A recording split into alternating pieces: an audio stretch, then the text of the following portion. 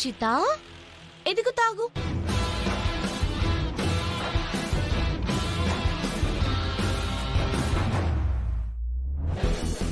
ఏంటిది? కషాయం. ఇది తాగితే ఎంత పూడుకుపోయిన గొంతైనా వెంటనే ఓపెన్ అయిపోతుంది. త్వరగా తాగేసి పాట పాడేయమ్మా, నేను విని తరిస్తాను.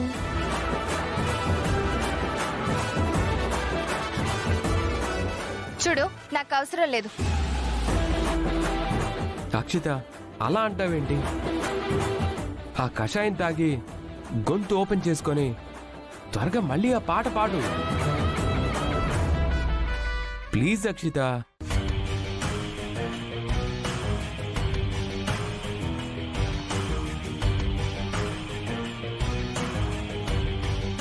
అక్షిత, చరణ్ అంతలో బతిమలాడుతున్నాడు కదా, కాదంటావేంటి?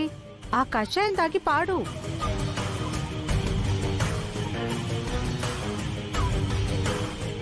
అవునక్షిత, ఇప్పుడు నువ్వు పాడలేదనుకో, పల్లవి నీకంత సీన్ లేదని చెప్పి ఎగతాళి చేసినా చేస్తుంది. చేసినా చేస్తుందేంటి? ఖచ్చితంగా చేస్తా. అంత సీన్ చెయ్యొద్దంటే కషాయం తాగమనండి, పాట పాడమనండి. ఇదిలా తగులుకుందింట్రా బాబు. ఇప్పుడు గాని నేను గొంతు విప్పానంటే చరణ్కి నిజం తెలిసిపోతుందే. ఏం చేయాలి?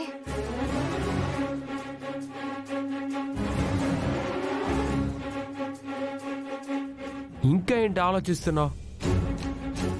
కషాయం తాగి పాట పాడు అక్షిత. కమాన్, హ్యావ్ ఇట్. చెప్తున్నాను కదా, నువ్విచ్చిన కషాయం నేను తాగను. ఏ? ఎందుకు? ఎందుకంటే నువ్వు కూడా పాటలు పాడుతున్నావు కదా. నిన్ను కాదని చరణ్ తన ఆల్బంలో నాకు ఆఫర్ ఇస్తున్నాడు. ఇది భరించలేకే నువ్వు నా గొంతు పోయేలాగా ఇందులో ఏదైనా కలుపుంటే టోటల్ గా నా గొంతే పాడైపోయేలాగా నువ్వు ప్లాన్ చేసుంటే నేను అలాంటి పనులు ఎప్పుడు చేయను. నేను నమ్మను. చరణ్, నీకు నాపై నమ్మకం ఉంది కదా? నమ్మకం ఉండబట్టే కదా పాడమంటుంది. సరే, పాడతాను. కానీ ఇప్పుడు కాదు, తర్వాత పాడతాను. ప్లీజ్ ఏమనుకోకు.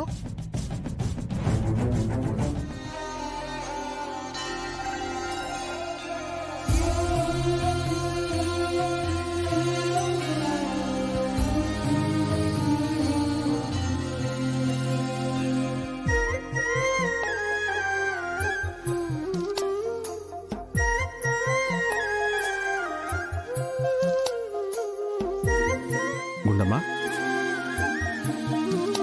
ఏంటది?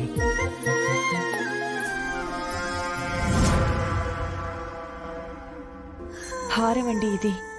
మన వంశంలో తరతరాలుగా వస్తున్న మహిమ గల మణిహారం ఇది.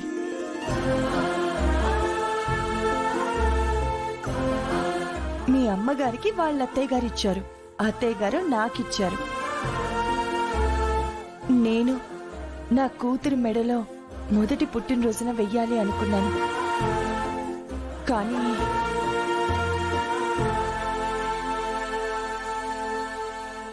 గుండమ్మా, 20 సంవత్సరాలుగా 24 గంటలు 365 రోజులు ప్రతి క్షణం నీ కూతురు గురించి ఆలోచిస్తున్నావు. ఏం చేయాలండి? అది నా పేగు తెంచుకు పుట్టిన నా బిడ్డండి. దాన్ని నా కడుపున మోసే రాత రాశాడు. కానీ ఆ దేవుడు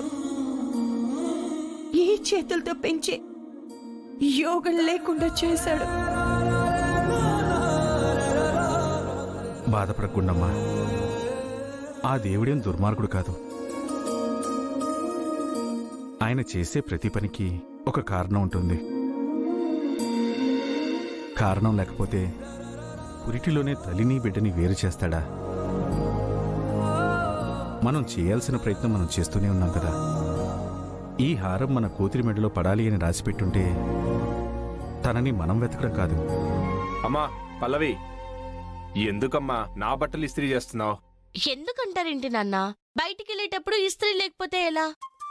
పోయబ్బా, మీ నాన్న పెద్ద కలెక్టరే, ఇస్త్రీ బట్టలు లేకపోతే కుదరదు. మా నాన్న జిల్లాకి కలెక్టర్ కాకపోయినా నాకు మాత్రం హీరోనే. మ్మ్. హా, మరి నేనేంటే? నువ్వా జీరో. నేను జీరోనా? నేను ఆగవే. ఎంత మాట అన్నావే? చూడు నాన్న. ఎందుకే నా కూతురు చెవులు మెలేస్తున్నావు? ఏమ్మా, మీ అమ్మ అసలే ఉడికిపోతుందని తెలుసు కదా, ఎందుకు దాన్ని అలా ఉడికిస్తావు? హా, నువ్వు బాగా నేర్పు దానికి. నేను కాకపోతే నువ్వు నేర్పిస్తావా?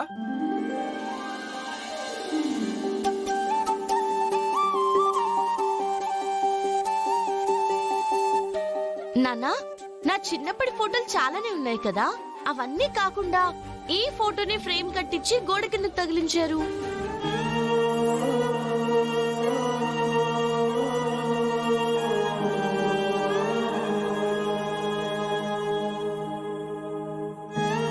అంటే నేను పుట్టిన వెంటనే అది మొదటి ఫోటోనా?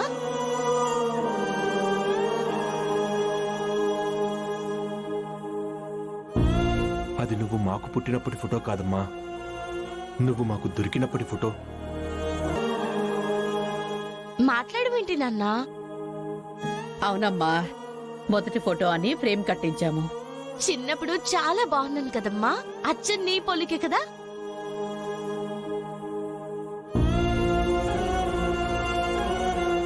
సరే అమ్మా, నీ పూజ అయిపోయింది కదా. ఆ సరే, మీ ఇద్దరికి టిఫిన్ తీసుకొస్తాను, మీరు ఇక్కడే ఉండండి.